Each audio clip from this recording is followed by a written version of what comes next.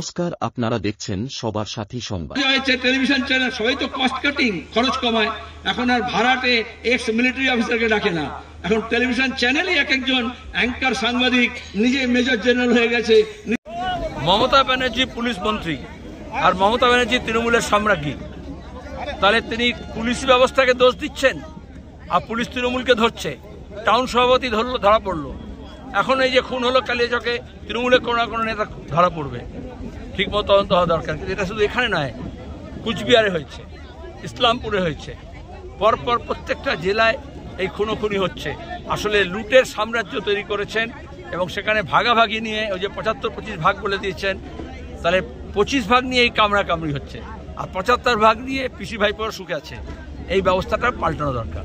অভিষেক ব্যানার্জি বলেছেন পার্টি বড় 25 ভাগ নিয়ে যারা ছোট নেতারা তো লড়াই করছে, তাহলে 75 ভাগ নিয়ে পিসি ভাইপো খুনোখুনি করছে না, ওপরে তো সেটেলমেন্ট হয়ে যাচ্ছে, তার তলায় রাজা রাজা যুদ্ধ হয় আর উলু খাগড়া প্রাণ যায়।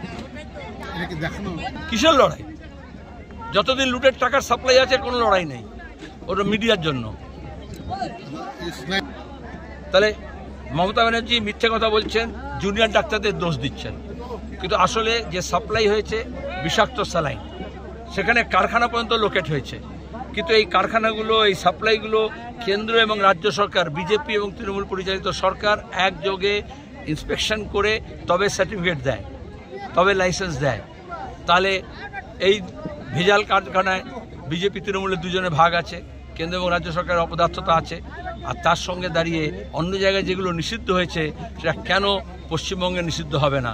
কর্ণাটকায় যখন এই ভেজাল স্যালাইন ধরা পড়লো, তারা অভিযোগ করলো কেন্দ্র সরকারকে, নিষেধাজ্ঞা করা হলো। আর মমতা ব্যানার্জি এখানে যখন ধরা পড়লো, মমতাই ধামাচাপা দেওয়ার চেষ্টা করছেন, ডাক্তারদের দোষী করছেন। তাহলে উনি 1 নম্বরে মিথ্যেবাদী এবং জোচ্চোর। কে এটাকে সাপ্লাইটাকে টেন্ডার করলো? তখন দেখবে ক্যামাক স্ট্রিট বেরিয়ে আসবে। আমাদের রাজ্যে কোনো টেন্ডার, কোনো সাপ্লাই ক্যামাক স্ট্রিটের অনুমতি ছাড়া হয় না। কোনো ডিএম, কোনো এসপি, কোনো সেক্রেটারি করে, সব দলদাস হয়ে গিয়েছে। আর যখন ফেসে যায় তখন মমতা ব্যানার্জি কাউকে একটা দোষ দেবেন, যেমন এসপিকে দোষ দিচ্ছেন, যেমন অন্যদেরকে দোষ দিচ্ছেন।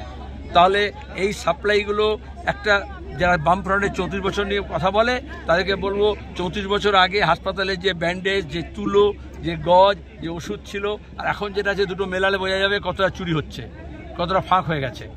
তার সঙ্গে দাঁড়িয়ে স্বাস্থ্য ব্যবস্থা ভেঙে পড়েছে, এই জন্যই থ্রেট কালচার আছে।